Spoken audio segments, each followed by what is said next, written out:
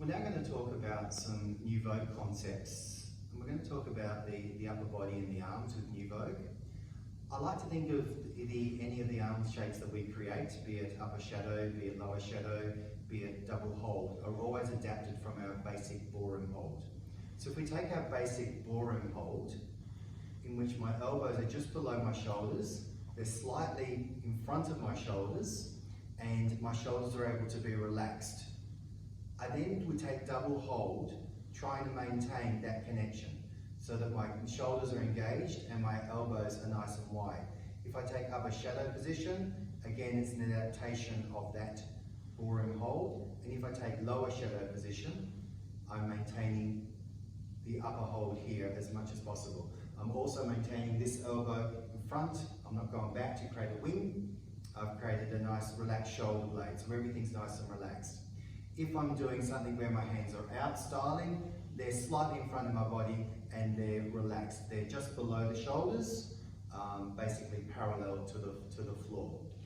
I'd like you to think about when you take your arms out in different dances, the way you use your arms varies according to the music.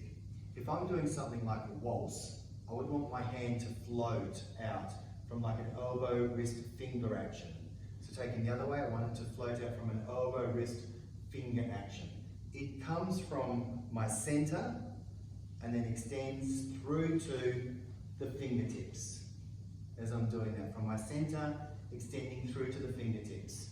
If I'm doing something where I'm taking an upward action, my core, my ribs, everything expands, and then everything goes back to what I would call a dancing neutral. So it's still engaged, I'm not collapsed, I'm still engaged. If I'm doing something where I'm dancing the side actions, the arms are going to be moving as a result of the core and the body, the center, moving to create that action.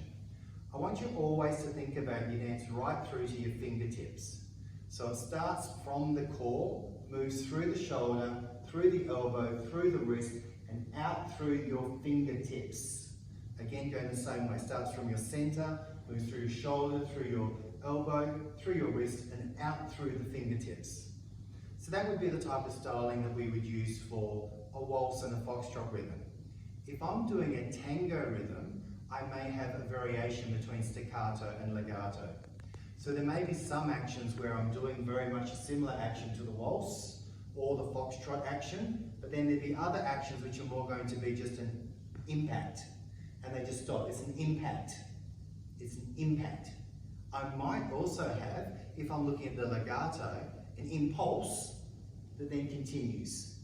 So I might have an impulse that continues.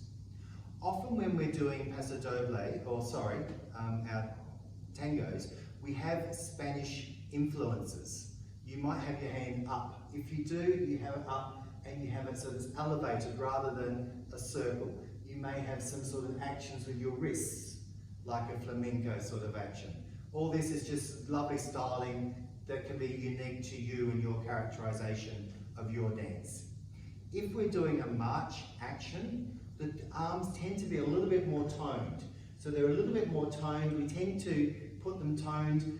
The march, from my point of view, is the dancing band march, the music band march. It's not a military march.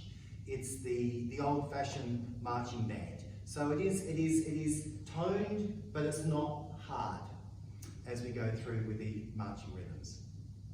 Thank you.